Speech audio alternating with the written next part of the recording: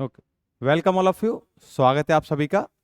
बच्चे अभी हम नेटवर्क या सर्किट थ्योरी जो भी आप बोले उसकी फर्स्ट यूनिट पढ़ रहे हैं। This is the first unit and in the last class, पिछली क्लास में हमने बेसिक स्टार्ट किया था। इसका बेसिक मतलब नेटवर्क या सर्किट थ्योरी की डेफिनेशन क्या है, इसमें जो एलिमेंट्स होते हैं उनकी डेफिनेशन क्या है, चार्ज क्या होता है, करंट क्या होता है, इतना हम देख चुके थे। आज की क्लास में हम देखेंगे वोल्टेज क्या है, पावर क्या है और अगला सर्किट कंपोनेंट। ये सब हम आज की क्लास में देखेंगे।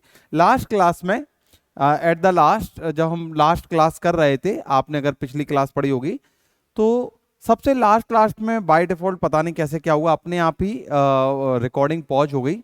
ठीक है, इसलिए मेरा थोड़ा सा मुझे और पढ़ाना था, बेसिक पूरा कवर करना था लास्ट क्लास में, वो नहीं हो पाया due to cut off the recording.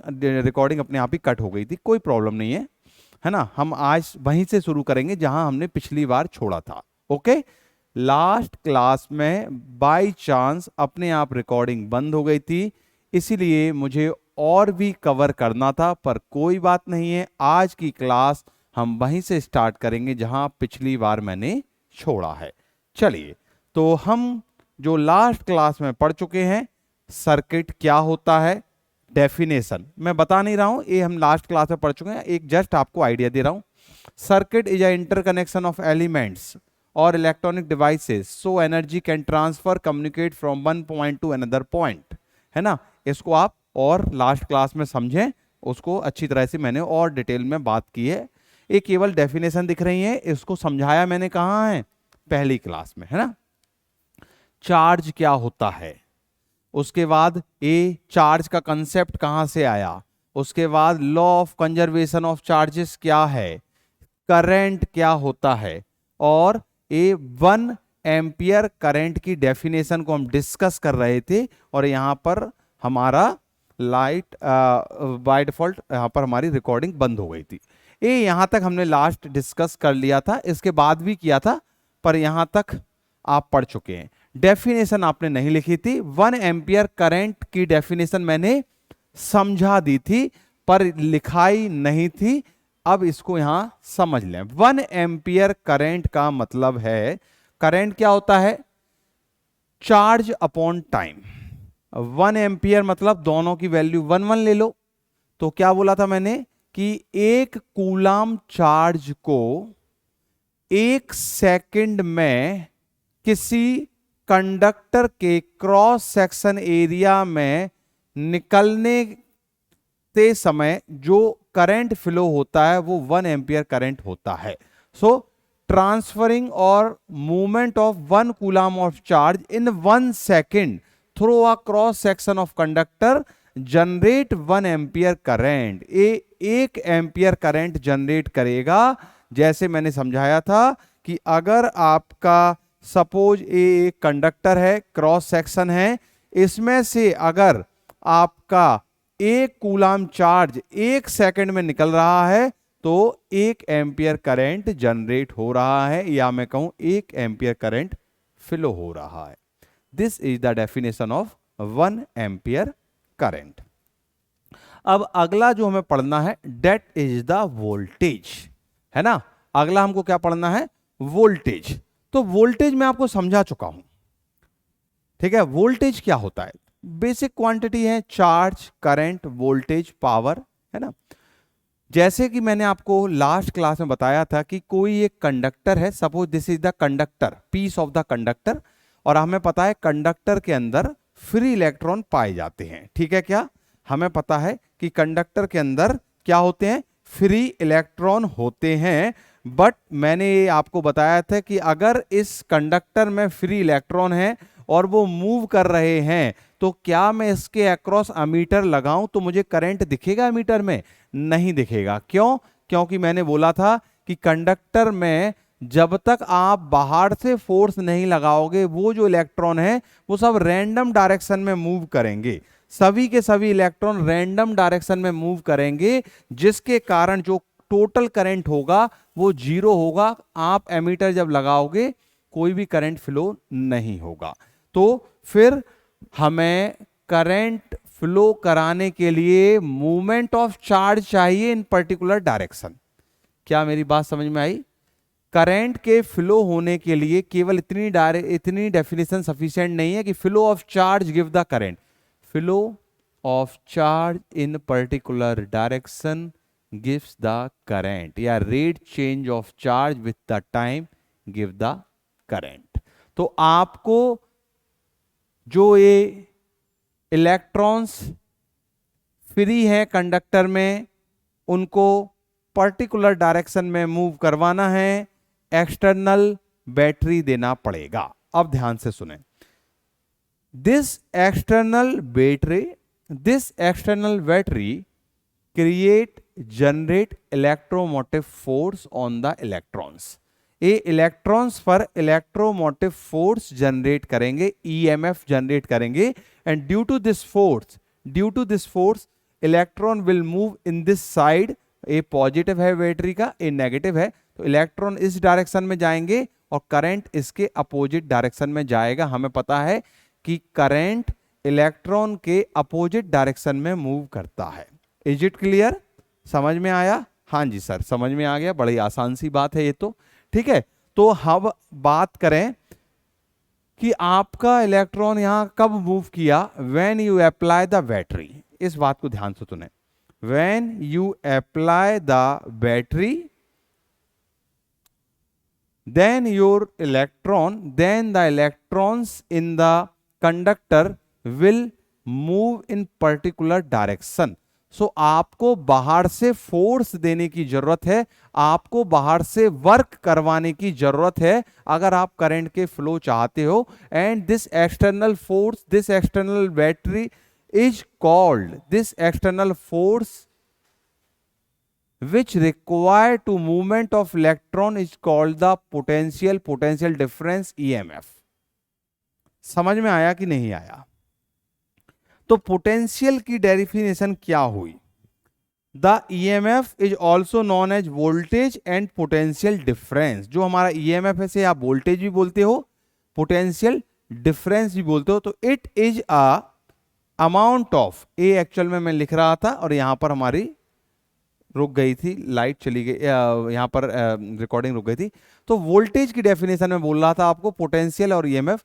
It is a amount of energy require, it is a amount of energy require to move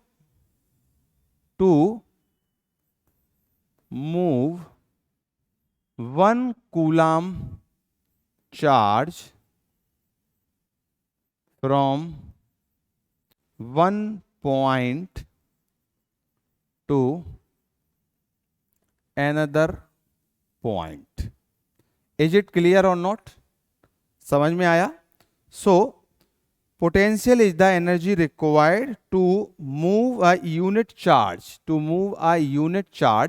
है ना, unit charge, 1 coulomb charge from 1 point to another point. एक point से दूसरे point तक जो 1 coulomb charge, या इसको आप बुक में एक और नाम सुनते हो, यूनिट पॉजिटिव चार्ज, ये भी आप सुनते हो। ठीक है, तो यूनिट पॉजिटिव चार्ज को किसी भी डिवाइस कंडक्टर में एक पॉइंट से दूसरे पॉइंट तक ले जाने के लिए आपको वर्क करना पड़ेगा, आपको एनर्जी देना पड़ेगी। वो आप बैटरी के थ्रू देते हो, तो जो है वो हमारा वोल्टेज देता है, उससे वोल्टेज हम बात करते हैं, पोटेंशियल डिफरेंस की बात करते हैं, ईएमएफ की बात करते हैं। तो this is the amount of energy require to move 1 coulomb charge from 1 point to another point. तो वोल्टेज इक्वल टू, जो आप फॉर्मूला देखेंगे, equal to change in voltage,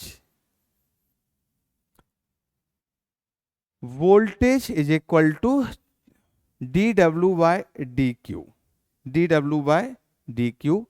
ठीक है, इज इट ओके? है ना, अमाउंट ऑफ वर्क डन, है ना। यूनिट पॉजिटिव चार्ज की बात करें तो Q की वैल्यू 1 हो जाएगी, तो ये आ जाएगा। और V इसकी यूनिट क्या है? वोल्टेज की यूनिट है वोल्ट, इसकी यूनिट क्या है? जूल, इसकी चार्ज जूल पर कूलम। जूल पर कूलम, और जूल की एक और यूनिट क्या है, न्यूटन मीटर, न्यूटन मीटर और कूलम। ये यूनिट भी आपको याद रखनी है बच्चे। वोल्टेज की यूनिट तो वर्क या एनर्जी एक ही बात है। वर्क और एनर्जी की यूनिट आप देखेंगे जूल होती है ना, इलेक्ट्रॉन वोल्ट होती है, अर्ग होती है। ठीक है, याद रखना, बहुत इंपॉर्टेंट है। वर्क और एनर्जी की यूनिट आपसे पूछे जाए तो एक तो जूल आपके सामने है, एक अर्ज EARJ, और electron volt. Electron volt is a smallest unit of the work और एनर्जी। इज इट ओके और नॉट? समझ में आया कि नहीं आया? ठीक है, यूनिट ऑफ वर्क एनर्जी, कौन कौन सी यूनिट आपने बताई है? सबसे पहले जूल, अर्ज, electron volt. Electron volt is a smallest unit. Electron volt is a smallest unit. Is it okay or not? ये हमारी बात हो गई है वोल्टेज की। Is it okay? ठीक है, अब हम बात वोल्टेज डिफरेंस है ना, या वोल्टेज, ये बात हुई। अब हम बात करते हैं पावर की। अनदर इंपॉर्टेंट क्वांटिटी, जैसे आपका सबसे बेसिक क्वांटिटी मानते हैं चार्ज, फिर करंट, फिर वोल्टेज। अब इसके बाद एक और इंपॉर्टेंट क्वांटिटी है, एक और इंपॉर्टेंट फैक्टर है जिसको आपको डिस्कस करना पड़ेगा, जिसको आपको पढ़ना पड़ेगा, डेट इज द पावर। ये क्या है? ये है पावर, है ना। Current and voltage are two basic variable in electric circuit, but they are not sufficient by themselves, so we need another term called the power. What is the power? Is the time rate of change, है ना, of work with the time। मतलब time rate change of work, मतलब कि power is equal to dW upon dt। This is the rate of change of work या energy। Is it clear? Rate of change of work and energy. तो जितना आप work energy को time के साथ differentiate करेंगे, चेंज करेंगे, वो आपको पावर देगा। और पावर का एक और इंपॉर्टेंट फॉर्मूला आपने पढ़ा होगा, बहुत ही इंपॉर्टेंट पढ़ा होगा, dW/dt मल्टीप्लाई dQ से ऊपर dQ से नीचे। तो जब ऊपर नीचे मल्टीप्लाई करेंगे तो आप देखें इधर इस dW/dQ एक यहां ले लिया और एक dQ/dt यहां ले लिया। ठीक है, तो ए अगर आप देखें तो ये आपको VT दे रहा है और ये आपको IT दे रहा है, और ये हमारा पावर आ गया विथ रिस्पेक्ट टू टाइम। इसको इंस्टेंटेनियस पावर भी बोलते हैं। क्या समझ में आया? देखो अभी अभी मैंने बताया भाई, V क्या था, dQ/dt। I क्या था, I क्या था, है ना, dQ/dt, ए dW/dQ। सो आप ध्यान से देखें, dW/dQ को भी लिख दिया, dQ/dt को I लिख दिया। This is the power. तो आपको पता है power is the multiplication of voltage and current, ये भी आपने पढ़ रखा है। तो this is all about the power. और हम बात करें पावर, पावर की यूनिट क्या पढ़ रखी है आपने, जल्दी बताएं, what is the unit of the power, है ना। जो आप क्या बात करते हैं यहां पर पावर की जो बात हो रही है, यूनिट जो आपने पढ़ रखा है, that is the what, WATT what. Power के लिए यूनिट आपको पता है वॉट। ठीक है क्या? बिल्कुल बेसिक बेसिक चीजें डिस्कस कर रहे हैं जो हमें जरूरत है।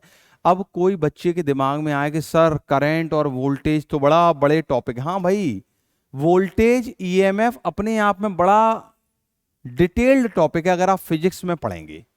ठीक है ना। कोई बच्चा इस बात पर ऑब्जेक्शन भी ले सकता है कि सर आपने वोल्टेज को तो बस एक डेफिनेशन में निपटा दिया। बच्चे जितना जरूरी होता है उतना पढ़ना है हमको, ये बहुत इंपॉर्टेंट चीज है। अगर आप फ्यूचर में कोई भी काम करें, कोई भी, केवल पढ़ाई नहीं, not it is not about only the study, it is about the career, it is about what you want in your life. आप जो भी अपने जीवन में चाहते हैं, जो भी अपने जीवन में करते हैं, सबसे इंपॉर्टेंट बात है focus. What is the mean of focus? Focus का मतलब क्या होता है? फोकस का मतलब है आपको जो चाहिए उसके लिए कितना जरूरी है उतना लाने का प्रयास करना। Please listen carefully. मैंने क्या बोला? आपको फोकस करने की जरूरत है। फोकस का मतलब है आप जो भी काम करें उस काम के लिए जितनी चीज रिक्वायर्ड है उसको गोला बना के सेंट्रलाइज करना है, उस पर फोकस रखना है, उस पर ध्यान रखना है। अब अगर ऐसे हम सब्जेक्ट में सभी चीजों को बड़े डिटेल में समझाने बैठे तो नेटवर्क 200 घंटों में भी खत्म नहीं हो पाएगा, क्योंकि हर एक चीज समझाते रहो डिटेल में। इसीलिए जितना जरूरी है उतना पढ़ना है, उससे 2 स्टेप ज्यादा पढ़ना है, ये मेरा मानना है। ठीक है क्या? ठीक है। तो इसलिए बहुत से बच्चों के दिमाग में ये आता है क्वेश्चन कि सर आपने तो बहुत छोटी छोटी डेफिनेशन लिखा दी, जितनी जरूरत है उतनी लिखा दी मैंने, है ना। बहुत सारे टीचर तो नेटवर्क को यहाँ से स्टार्ट ही नहीं करते, वो मान के चलते हैं सब बच्चे पढ़ रखे हैं 12th क्लास में, 11th क्लास में, सबको ये आता है। पर मैं मान के चलता हूँ कि मैं थोड़ा सा अगर मान लो आधे घंटे में बच्चों को समझा दूं वोल्टेज करंट डेफिनेशन वगैरह, तो बच्चों को थोड़ा सा ऐसा लगता है कि अब मुझे कहीं और भटकने की जरूरत नहीं है, सब कुछ मेरे नोट्स में है। ठीक है बच्चे, तो इसको जरा सा आप ध्यान रखें, फोकस करना है और फोकस जो कि हमें जरूरी है।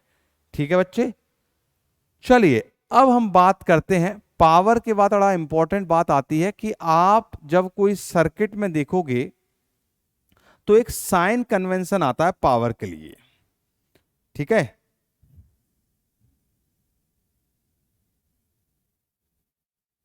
आप एक लॉ ऑफ कंजर्वेशन की बात करें, है ना, law of conservation of energy. Law of conservation of energy क्या बोलती है कि किसी भी सर्किट में, सिस्टम में जो पावर एब्जॉर्ब की जाती है वो इक्वल टू होती है power generated. Please listen carefully. मैंने क्या बोला? Law of conservation of energy. Law of conservation of energy क्या बोलता है कि कोई सर्किट या सिस्टम में पावर जितनी एब्जॉर्ब हो रही है उतनी ही पावर उसमें जनरेट हो रही है। तो इसका मतलब क्या है? इसका मतलब क्या है, ध्यान से देखें। पहले आपको इतनी बात समझना है कि व्हाट इज द एब्जॉर्बिंग, इसका मतलब क्या है, और व्हाट इज द जनरेटिंग। ठीक है, ध्यान से देखें, मैं लिख देता हूं पहले। Law of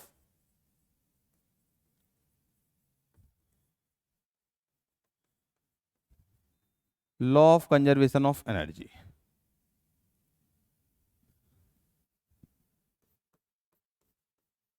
algebraic sum of power in circuit और सिस्टम इज 0। मतलब टोटल जो पावर होती है किसी भी सिस्टम में, किसी भी सर्किट में, वो 0 होती है। सर अभी तो आपने कुछ और बोला था। अरे भाई वही बात है, मैंने क्या लिखा? Algebraic sum of power in the circuit और सिस्टम इज 0। किसी भी सिस्टम या सर्किट में पावर का एल्जेब्रिक सम जो होता है 0 होती है। अब पावर 2 कैटेगराइज में होती है, एक टोटल एब्जॉर्ब पावर,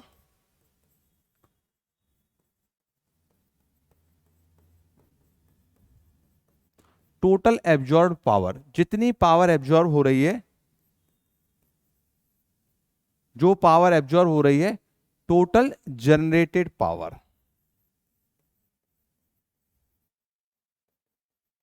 क्या समझ में आया? Total absorb power equal to total generated power होगी, तभी पावर का सम 0 हो पाएगा, तभी पावर का सम 0 हो पाएगा। ठीक है, क्या समझ में आया? ठीक है, टोटल जनरेटेड, टोटल सप्लाइड, आप जो भी बोले। अब आपके दिमाग में एक बात है कि सर पावर तो पावर है, ये पावर का फॉर्मूला आपने V इंटू आई लिखा है, dW/dt लिखा है। अब हमको कैसे पता पड़े कि पावर एब्जॉर्ब हो रही है कि जनरेट हो रही है? समझ में आ रहा है? आपके दिमाग में क्वेश्चन आ रहा है कि सर आपने बोला power absorb equal to total power generated या टोटल पावर सप्लाइड। जनरेटेड या सप्लाइड एक ही बात है ना, सप्लाइड या जनरेटेड। कोई सप्लाई करेगा कोई एब्जॉर्ब करेगा, टोटल जीरो होगा। अब आपके दिमाग में क्वेश्चन है कि सर पावर को देखकर कैसे पता पड़ेगा कि पावर एब्जॉर्ब पावर है कि सप्लाइड पावर है, जनरेटेड पावर है। इसके लिए बड़ा आसान सा रूल है, if power has the positive sign. अगर आप किसी सर्किट में पावर का कैलकुलेशन कर रहे हो और उस पर पॉजिटिव साइन है, ये साइन कन्वेंशन बता रहा हूं पावर का। If power has positive sign then it is absorbed power. ए पावर एब्जॉर्ब्ड पावर है, मतलब P इक्वल टू पॉजिटिव आना चाहिए। और दूसरा if power has negative sign, अगर पावर नेगेटिव साइन के साथ है then it is supplied power. It is supplied power, ए सप्लाइड पावर होगी। मतलब आप जब कैलकुलेशन कर रहे हो तो आपकी पावर पॉजिटिव आए तो पावर एब्जॉर्बिंग पावर है, और आप जब कैलकुलेशन करो नेगेटिव आए तो वो सप्लाइड पावर है, जनरेटेड पावर है। अब आपके दिमाग में आएगा सर पावर पॉजिटिव नेगेटिव कैसे पता करेंगे। ठीक है, आपके दिमाग में आया सर पावर पॉजिटिव नेगेटिव कैसे पता करेंगे। ठीक है, सिंपल सी बात है ना। When current enter through the positive terminal, ठीक है, when current enter through the positive terminal then power is positive. P equal to plus VI आएगा। देखो ध्यान से सुनो, इसमें लिख देता हूं, बड़ा इंपॉर्टेंट बात है। When current enter, when current enter through positive terminal, जो आपका सर्किट है उस सर्किट के पॉजिटिव टर्मिनल से करंट एंटर करे। When current enter through a positive terminal then take P equal to plus V into I. अगर आपका current positive terminal से एंटर करे तो आप P equal to plus V into I लें, and when current enter through negative terminal, positive terminal of the circuit, circuit की बात हो रही है, then take P equal to minus V into I. ये बहुत ही इंपॉर्टेंट बात है, ये बहुत ही इंपॉर्टेंट है, इसको ध्यान से समझना है। अब मैं सभी चीजों को कंक्लूड करने वाला हूं, ध्यान से देखें। सभी चीजों को मैं कंक्लूड करने वाला हूं, ध्यान से देखें, ध्यान से देखें। ठीक है, ध्यान से देखें। आपको दो चीजें याद रखनी है कि जब रिजल्टेंट टोटल पावर पॉजिटिव आएगी तो वो एब्जॉर्ब पावर होगी, नेगेटिव आएगी तो वो सप्लाइड पावर होगी। ये बात ध्यान रखनी है। और एक और बात ध्यान रखनी है कि करंट आपके टर्मिनल पर, जो भी टर्मिनल है उस पर पॉजिटिव से एंटर कर रहा है कि नेगेटिव से एंटर कर रहा है। पॉजिटिव से करेगा तो प्लस VI फॉर्मूला लगाना, नेगेटिव से करेगा तो माइनस VI फॉर्मूला लगाना। Now I am giving you 4 example, ध्यान से देखें। मैं आपको 4 एग्जाम्पल दे रहा हूं, ध्यान से देखें।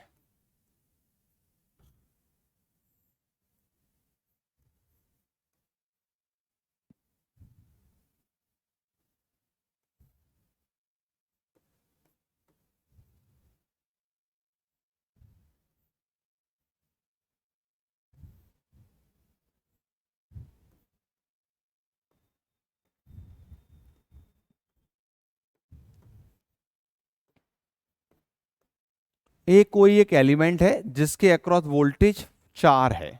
4 अलग अलग सर्किट मैंने बनाए हैं ध्यान से देखें, बड़ा इंपॉर्टेंट बात होने वाली है। जो मैंने समझाया, देखो केवल रटना है कि समझना है।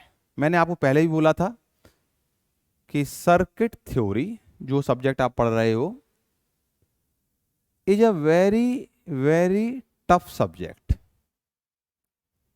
बहुत कठिन सब्जेक्ट है। अगर आपने इसको रटा, समझ ही नहीं पाओगे कब पॉजिटिव आ रहा है, कब नेगेटिव आ रहा है, कब करंट नीचे डायरेक्शन में जा रहा है, कब करंट अपर डायरेक्शन में जा रहा है ना। But if you under this subject will be easy when you understand the concept. अगर आपने इसके कॉन्सेप्ट समझे then it will be very easy. बहुत आसान सब्जेक्ट है, ठीक है। केवल कॉन्सेप्ट समझना है, फिर आपको ये नहीं देखना है करंट ऊपर है नीचे है, करंट किस डायरेक्शन में जा रहा है, कुछ भी नहीं देखना है, केवल समझना है। तो मैं आपको बार बार बोल रहा हूं, सब्जेक्ट को समझने पर ध्यान दें। और एक बार समझ में आ गया तो मैं जैसे पहले भी बता चुका हूं कि सब्जेक्ट केवल अभी के लिए जरूरी नहीं है, ये सब्जेक्ट आपके फ्यूचर के लिए भी बहुत बहुत बहुत जरूरी है। मैं जैसा बताया हूं कि आगे आने वाले कोई भी सब्जेक्ट हो उसमें नेटवर्क यूज होता ही है। KVL, KCL, nodal analysis, mesh analysis, theorems, Thevenin theorem, Norton theorem, superposition, ये इतनी बेसिक चीजें हैं जो आपको सभी जगह यूज होंगी। और ये तभी समझ पाओगे जब आप नेटवर्क के बेसिक कंसेप्ट को समझते हो। भले ही आप चलो हाई लेवल के कंसेप्ट बेसिक में, जैसे अपन नेटवर्क में ट्रांजिएंट एनालिसिस है, चलो भाई ट्रांजिएंट एनालिसिस नहीं जानते कोई बात नहीं है। नेटवर्क में आप लाप्लास फोरियर नहीं जानते, ठीक है काम चल जाएगा। पर अगर नेटवर्क में आपको करंट वोल्टेज कैलकुलेट करना नहीं आता, पावर कैलकुलेट करना नहीं आता, तो काम नहीं चलेगा, बाकी सब्जेक्ट में आपका काम नहीं चलेगा, ठीक है। चलें भाई, तो मैंने आपके सामने चार अलग अलग एग्जाम्पल लिए हैं। आप बोलो सर चारों में अंतर क्या है? चारों में बहुत बड़ा अंतर है, ध्यान से देखें। चारों में देखो ये एलिमेंट सिमिलर है, पहले वोल्टेज ऐसे ले रहा था मैं, अब मैंने उल्टा ले लिया। और करंट देखो जरा, पहले करंट 3 एम्पियर इस डायरेक्शन में जा रहा था, ठीक है ना। अब हमारा करंट 3 एम्पियर इस डायरेक्शन में जाएगा, फिर 3 एम्पियर आप इस डायरेक्शन में जाएगा और 3 एम्पियर इस डायरेक्शन में जाएगा। आप बोलो सर इसमें क्या अंतर होगा? बिल्कुल सब में अंतर है, सब चीज में अंतर है।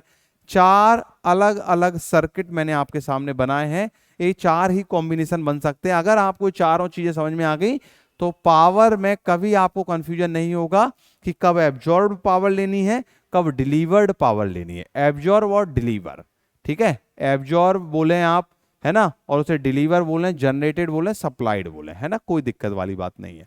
चले भाई, तो अब हम बात करते हैं यहां पावर क्या होगी। पावर का फॉर्मूला होता है V इंटू आई। अब V इंटू आई या तो आप प्लस वी आई लेते हो या माइनस वी आई लेते हो, डेट डिपेंड्स। प्लस वी आई कब लोगे? जब करंट पॉजिटिव टर्मिनल पर एंटर हो रहा है तो प्लस वी आई लोगे, और करंट अगर नेगेटिव टर्मिनल पर एंटर हो रहा है तो माइनस वी आई लोगे। और टोटल पावर अगर पॉजिटिव है तो एब्जॉर्ब, और नेगेटिव है तो आपकी पावर सप्लाइड पावर होगी, डिलीवर्ड पावर होगी, जनरेटिंग पावर होगी। अब आप पहले वाले में बताएं, यहां पर करंट पॉजिटिव टर्मिनल पर एंटर कर रहा है तो आपको पॉजिटिव साइन लेना है, और वोल्टेज है 4, आई है 3, तो this is the +12 positive power I. तो ये पॉजिटिव पावर है तो क्या होगा? एब्जॉर्ब्ड होगा, ये पावर होगी absorbed power. Is it clear और नॉट? क्या समझ में आया? क्या समझ में आया? सिंपल सी बात है, करंट कहां पर एंटर हो रहा है? करंट पॉजिटिव टर्मिनल पर एंटर हो रहा है। जब करंट पॉजिटिव टर्मिनल पर आएगा तो प्लस वी आई लेना है। तो V की वैल्यू आपके सामने यहां पर 4 है और I की वैल्यू 3 है। Is it okay? V की वैल्यू 4 है, I की वैल्यू 3 है। V इंटू आई मल्टीप्लाई कर दें तो आपका आ गया क्या? V इंटू आई मल्टीप्लाइड कर दें, आपका आ गया है +12। नाउ द नेक्स्ट, ध्यान से देखें। अब अगला हमें जो देखना है, अगला जो देखना है, अगला देखें, करंट कहां से एंटर कर रहा है इस सेकंड एग्जांपल में। करंट कहां से एंटर कर रहा है? नेगेटिव टर्मिनल पर एंटर कर रहा है। करंट नेगेटिव टर्मिनल पर एंटर कर रहा है, और जब करंट नेगेटिव टर्मिनल पर एंटर करता है तो P is equal to minus V into I लेते हैं। क्या मेरी बात समझ में आई? जब करंट नेगेटिव टर्मिनल पर एंटर करता है तो P is equal to minus का V इंटू आई लेते हैं, और जब आप माइनस V इंटू आई लेते हो तो बताओ फिर क्या होता है? फिर क्या होता है? सिंपल सी बात है, नेगेटिव पावर आ जाएगी। ठीक है, क्लियर सी बात है। आगे बढ़ें क्या? सिंपल है। जब माइनस वी इंटू आई आएगा, जब P equal to minus V into I आएगा, नेगेटिव क्यों ले रहा है समझ में आ रहा है? करंट यहां से एंटर कर रहा है और यहां नेगेटिव टर्मिनल है, नेगेटिव है इसलिए माइनस लिया है। माइनस वोल्टेज कितना है? वोल्टेज तो 4 लगा हुआ है, करंट कितना है? 3, तो आपकी पावर आ गई -12, और ये नेगेटिव पावर आई है, नेगेटिव पावर आई है इसलिए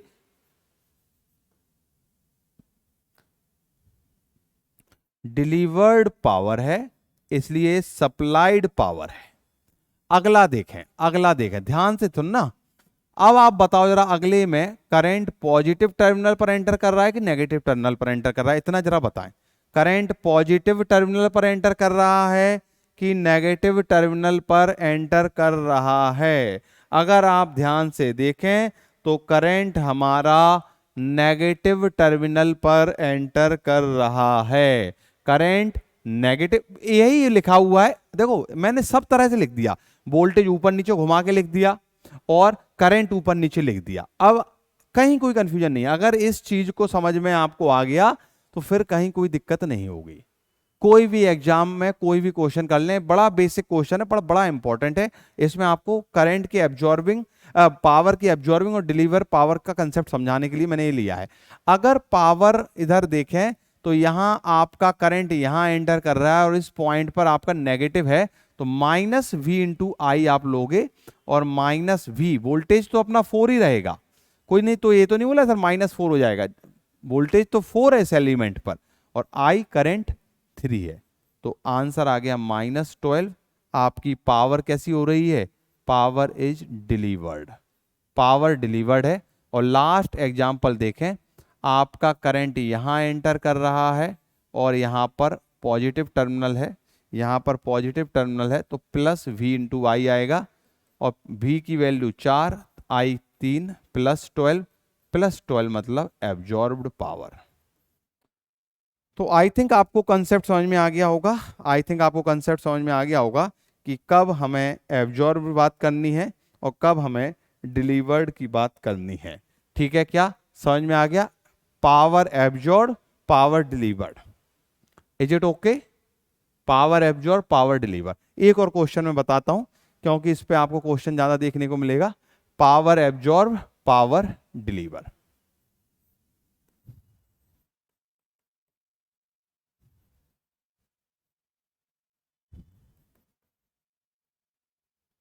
ठीक है, 2030, ठीक है, 2030। अब हम बात करेंगे 2030, ध्यान से देखें।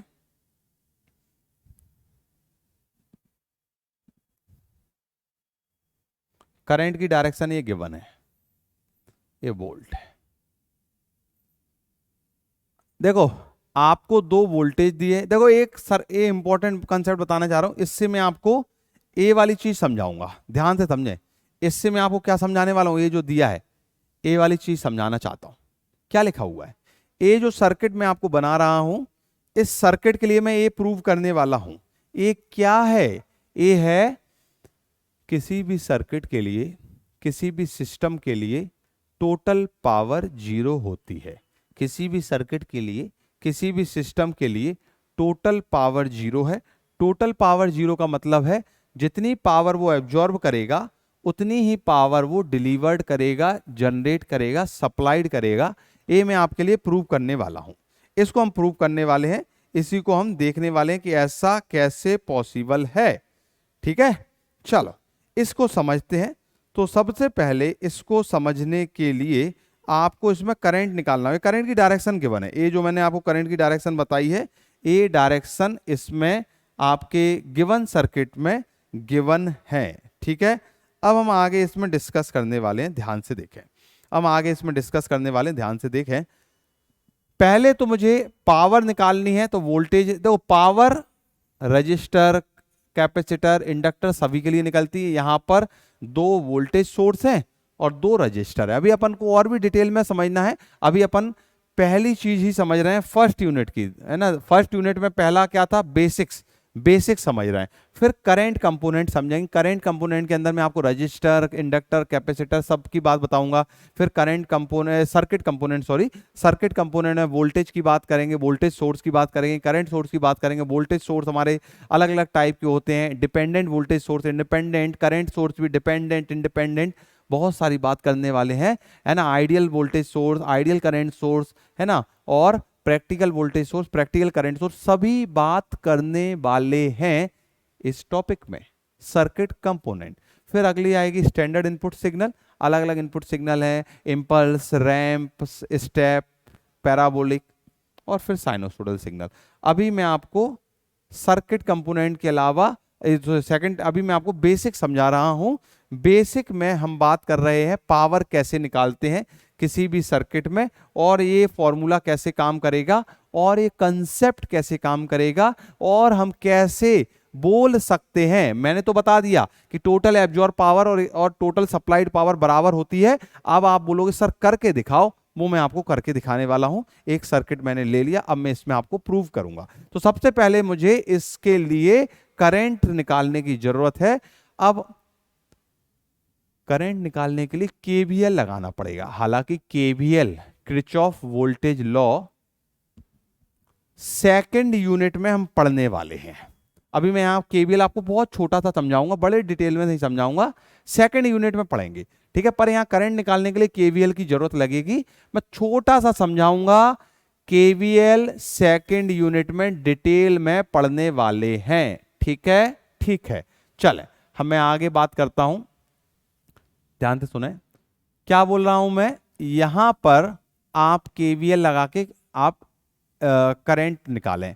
तो केवीएल होता क्या है, केवीएल होता है किसी भी लूप में टोटल वोल्टेज जो होता है वो जीरो होता है, और वोल्टेज I इंटू आर होता है। किसी भी लूप में टोटल वोल्टेज जीरो होता है। करंट की डायरेक्शन गिवन है, तो आप देखें यहां से स्टार्ट कर दें। यहां और एक और बात, बैटरी के अगर पॉजिटिव टर्मिनल पर एंटर कर रहे हैं तो उसे पॉजिटिव साइन के साथ लिखेंगे, अगर नेगेटिव एंटर कर रहे हैं तो नेगेटिव साइन के साथ लिखेंगे।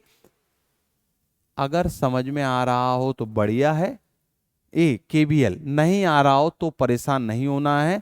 सेकंड यूनिट में बड़े डिटेल में समझाने वाला हूं, पर ये कोई बड़ा इसमें रॉकेट साइंस नहीं है, तीर अंदाजी बड़ी बड़ी भारी बात नहीं है। केवल इतनी सी बात समझना है कि टोटल वोल्टेज किसी सर्किट में जीरो होता है, और जब भी वोल्टेज सोर्स के पॉजिटिव पर करंट एंटर करे तो उसे पॉजिटिव के साथ लिखना है, नेगेटिव पर एंटर करे तो नेगेटिव के साथ लिखना है। इतनी सी बात बता रहा हूं। पॉजिटिव पर एंटर कर रहा है, करंट पॉजिटिव पर एंटर कर रहा है, तो मैं से +20 लिख रहा हूं। फिर करंट यहां आया, इस डायरेक्शन में करंट जा रहा है, इसमें मैं I मान के चल रहा हूं, I करंट फ्लो हो रहा है, तो इसमें कितना है V equal to I into R. तो करंट I है, R 1 एम्पियर 1 ओम दिया हुआ है, 1 ओम। ठीक है, ये ओम लिखा है, 2 ओम। यहां पर करंट माइनस पर आया तो -30 लिखूंगा, कोई दिक्कत तो नहीं है ना। इधर करंट प्लस पे आया था, इधर +20 आया था, तो करंट ऐसे घूम रहा है, तो +20, ये प्लस है, पॉजिटिव इधर नेगेटिव, है ना। ये पैसिव एलिमेंट है, इसमें जहां एंटर करता है वहां पॉजिटिव मान लेते हैं। वापस से बोल रहा हूं, वोल्टेज सोर्स के पॉजिटिव टर्मिनल पर एंटर करेगा तो पॉजिटिव के साथ लिखेंगे, नेगेटिव पर एंटर करेगा तो नेगेटिव के साथ लिखेंगे। पैसिव टर्मिनल, पैसिव एलिमेंट भी दो तरह के होते हैं, एक्टिव एलिमेंट और पैसिव एलिमेंट, बात करने वाले हैं डिटेल में। पैसिव एलिमेंट होते हैं रजिस्टर, रजिस्टर के जिस भी टर्मिनल पर एंटर कर जाए उसको हम पॉजिटिव मानते हैं, इसलिए मैंने इसको I इंटू आर, और यहां पर नेगेटिव पर टर्मिनल एंटर किया तो -30, और यहां पर +2i लिख दिया इक्वल टू 0। क्या समझ में आया? क्या समझ में आया? इसमें कोई डाउट है? कोई डाउट है? ठीक है, तो कितना आ गया इधर, कितना आ गया 3i -10 इक्वल टू 0। ठीक है, 2 + 1 3i, और a +20 और -30, +20 है ना, इधर +20 आया तो ये -30 आया, तो i बराबर +20 और -30 -10 बचा, और ये 2i + 3i, i बराबर 10/3 हमारा करंट आ गया। i बराबर 10/3, i बराबर 10/3 करंट आ गया। अब आगे की बात करते हैं।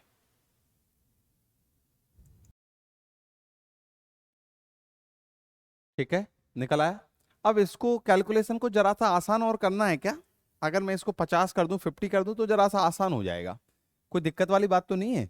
मैं क्या, ये 10/3 लिखा हुआ 3.33 आएगा, तो कैलकुलेशन थोड़ी सी टफ होगी। इसको 50 कर दूंगा तो कैलकुलेशन आसान हो जाएगा। कोई समस्या तो नहीं है किसी को कि सर इसे 50 क्यों कर, अरे मैं उसे 50 लिखूं, 40 लिखूं, 30 लिखूं, उससे आपके कंसेप्ट पे कोई प्रभाव नहीं पड़ना चाहिए। आपको इतना समझ में आना है कि ये 50 हो तो यहाँ 50 लिखा जाएगा। पहले 30 लिखा था, करंट इस डायरेक्शन में जा रहा है, माइनस पे एंटर कर रहा है, तो -50 आ जाएगा। पहले 30 था। ऐसा मैंने क्यों किया? ऐसा इसलिए किया कि 20 माइनस दिस इज द -30, और i की वैल्यू 30/3 10 हो जाएगी। सर ऐसा क्यों किया? i 10/3 था तो क्या दिक्कत थी? अरे दिक्कत कोई नहीं थी, अभी मैं गुणा भाग करूंगा उसमें दिक्कत आ सकती है, इसलिए i जब 10 है तो आसान रहेगा कैलकुलेशन। कैसे बताता हूं। अब हमारे पास इस सर्किट में करंट आ गया, हमारे पास इस सर्किट में वोल्टेजेस अवेलेबल है, हमारे पास रजिस्टर के अक्रॉस रेजिस्टेंस अवेलेबल है। अब हमें 4 कंपोनेंट है। पहले आप देखें आपके सर्किट में कितने कंपोनेंट है? There are 4 component in your circuit, 2 voltage source, 2 resistance. हमें चारों कंपोनेंट के अक्रॉस पावर निकालनी है, और देखेंगे वो पावर एब्जॉर्ब है कि डिलीवर्ड है। क्या मेरी बात समझ में आ रही? हमें चारों कंपोनेंट के अक्रॉस पावर निकालनी है। कैलकुलेशन को आसान करने के लिए मैंने इसे 50 कर दिया। 10/3 भी होता तो भी कंसेप्ट में कोई दिक्कत नहीं है, बस समझने में, कैलकुलेशन में आपको इधर टाइम लगता, कोई दिक्कत नहीं है। 10/3 कर लो। किसी बच्चे को मैं ऐसा दिल से नहीं लेना कि सर नहीं नहीं सर 10/3 किया आपने, पहले गलती, पहले आपने 10/3 लिखा था, अब आपने 10 लिख दिया, गलत लिख दिया सर। अरे भाई कोई दिक्कत वाली बात है, ठीक है चलो।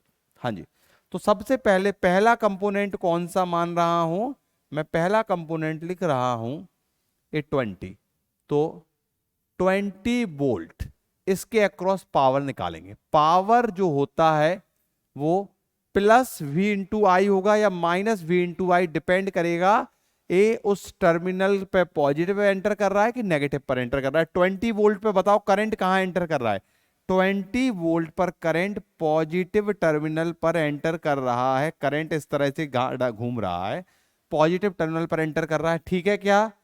करंट पॉजिटिव पर एंटर करेगा तो +V/I लिखूंगा, और प्लस वोल्टेज 20, I करंट 10, तो प्लस का 200 हुआ। इज इट ओके और नॉट? समझ में आया? प्लस का 200 हुआ तो 20 वोल्ट जो हमारा सोर्स है ये पावर एब्जॉर्ब करेगा।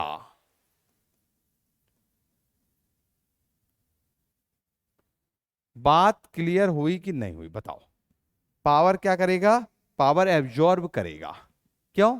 क्योंकि आपके 20 वोल्ट के अक्रॉस पॉजिटिव पावर आई है। अब आप ध्यान से देखें, दूसरी कैलकुलेशन करते हैं। 1 ओम के अक्रॉस, 1 ओम, 1 ओम के अक्रॉस पावर निकालनी है। पावर पॉजिटिव आएगी क्योंकि यहां पर करंट पॉजिटिव टर्मिनल पर एंटर कर रहा है। और एक बात और आपको बता दूं, जितने भी पैसिव एलिमेंट हैं पावर वो क्या करेंगे, इधर इधर रजिस्टर आपका पावर क्या करेगा, पावर ये कभी भी डिलीवर नहीं करेगा, पावर एब्जॉर्ब भी करेगा in the form of heat. Register कभी भी पावर डिलीवर नहीं करेगा, रजिस्टर आपका पावर एब्जॉर्ब ही करेगा, ठीक है। और पावर आपको ये डिसिपेट करेगा, ठीक है। क्लियर हो रहा है कि नहीं हो रहा है, in the form of heat करेगा, ठीक है क्या, क्लियर है। पावर एब्जॉर्ब या पावर को डिसिपेट करेगा, खर्च करेगा, पावर डिलीवर नहीं करेगा, पावर को जनरेट नहीं करेगा।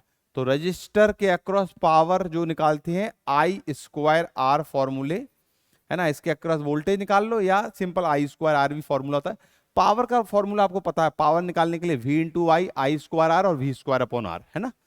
आई स्क्वायर आर, रजिस्टर 1 ओम में करंट जा रहा था कितना 10 एम्पियर, तो 10 का स्क्वायर इंटू आर है 100 plus 100 what. This is the absorbed power, क्योंकि ये पॉजिटिव आया है। अगला जो है 50 वोल्ट बैटरी को ध्यान से देखें, इसमें करंट देखो नेगेटिव पर एंटर कर रहा है। क्या मेरी बात समझ में आ रही है? देखो करंट की डायरेक्शन आपको गिवन है, करंट की डायरेक्शन आपको गिवन है, करंट इस 50 वोल्ट पर नेगेटिव में एंटर कर रहा है, तो पावर माइनस का V इंटू आई लोगे। समझ में आ रहा है भाई, कब मैं नेगेटिव ले रहा हूं कब पॉजिटिव ले रहा हूं, समझ में आ रहा है। करंट जब पॉजिटिव पर एंटर करेगा तो प्लस V इंटू आई लेना है, नेगेटिव पर एंटर करेगा तो माइनस V इंटू आई लेना है, पहली बात। दूसरी बात, रेजिस्टेंस में हमेशा पावर एब्जॉर्ब होगी, या बोले पावर हमेशा डिसिपेट करेगा। रजिस्टर कभी भी पावर देता नहीं है, क्योंकि वो पैसिव एलिमेंट है, वो पावर देता नहीं है, उसके अंदर पावर थोड़ी जनरेट हो रही है, वो कहीं से पावर एम्पलीफाई भी नहीं कर रहा है, ठीक है। तो register is a passive element, इसलिए वो हमेशा इधर कभी भी रजिस्टर के अक्रॉस नेगेटिव पावर नहीं आएगा, क्योंकि जब भी आप रजिस्टर में करंट की बात करेंगे तो जहां करंट एंटर करता है वहीं पॉजिटिव टर्मिनल बन जाता है, ठीक है। हाँ, अब यहां नेगेटिव पर एंटर कर रहा है तो माइनस V इंटू आई, माइनस V कितना है 50, आई कितना है 10, तो माइनस का 500 वॉट, और ये नेगेटिव है तो पावर ये डिलीवर्ड करेगा। अब लास्ट पावर निकालनी है 2 ओम के अक्रॉस, तो हमें लास्ट पावर निकालनी है किसके अक्रॉस, लास्ट पावर निकालनी है 2 ओम के अक्रॉस, 2 ओम के अक्रॉस। यहीं लिख देता हूं, इसकी पावर कैलकुलेशन यहां लिख देता हूं, P equal to I square R. 2 ohm में भी देखो ये पॉजिटिव टर्मिनल होगा, क्योंकि मैंने बोला है जो भी हमारा रजिस्टर होता है जहां पर ये करंट ऐसे घूम रहा है, ये करंट की डायरेक्शन ये है, मैंने बताई है आपको, करंट इसमें इस तरह से जाएगा तो यहाँ पॉजिटिव आएगा। I मतलब 10 का स्क्वायर, R मतलब 2, इसका रेजिस्टेंस 2 दिया गया है, तो 100 इंटू 2 200 वॉट प्लस का है, ये भी पावर एब्जॉर्ब्ड करेगा। अब हमारे पास 4 एलिमेंट हैं, हमारे सर्किट में 4 एलिमेंट है, there are 4 element in our circuit, हमारे सर्किट में 4 एलिमेंट हैं, और उन चारों एलिमेंट के लिए, चारों एलिमेंट के लिए आपने पावर निकाल ली, चारों एलिमेंट के लिए आपने पावर निकाल ली। ध्यान से देखें, पहले एलिमेंट के लिए पावर ए आई है प्लस 200, दूसरे के लिए प्लस 200, तीसरे के लिए माइनस 500, चौथे के लिए प्लस 200। तो अब जरा आप ध्यान से देखें, टोटल एब्जॉर्ब पावर कितनी है, टोटल एब्जॉर्ब पावर निकालो जरा, टोटल एब्जॉर्ब पावर, एब्जॉर्ब मतलब प्लस प्लस वाली निकाल लो, प्लस 200 प्लस 100 प्लस 200, इतनी टोटल एब्जॉर्ब पावर है।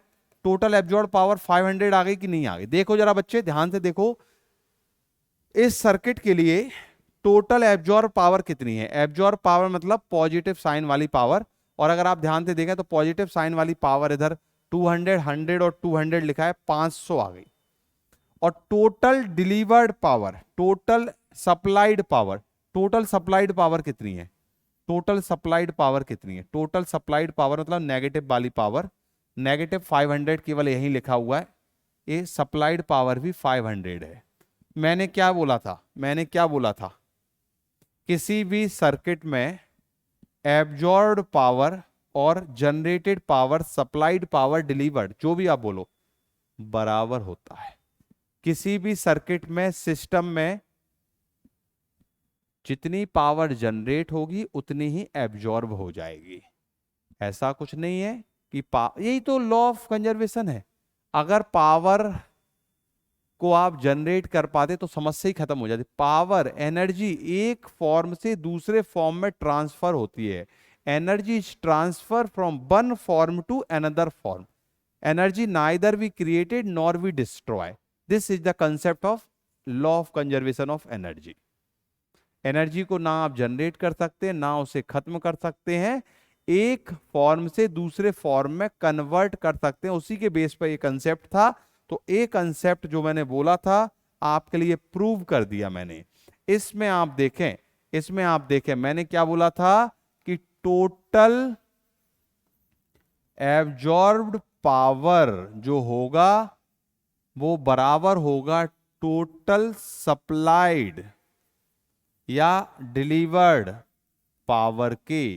टोटल एब्जॉर्ब्ड पावर आपने देखा कितना आया, +500, और टोटल सप्लाइड भी आपका क्या था, माइनस। माइनस प्लस तो केवल बताता है, आपको लगाने की जरूरत नहीं है, 500।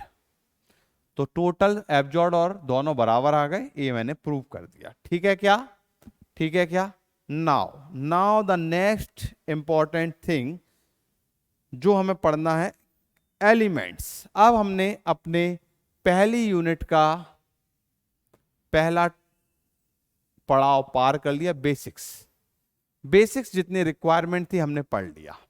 अब हमें दूसरी चीज पढ़नी है, सर्किट कंपोनेंट्स। और सर्किट कंपोनेंट जो होते हैं उनको हम एलिमेंट्स बोलते हैं, एलिमेंट्स, सर्किट कंपोनेंट्स। तो हमने आपको बोला था each component in the circuit called the element. जो सर्किट में कंपोनेंट लगे रहते हैं उनको हम एलिमेंट्स बोलते हैं।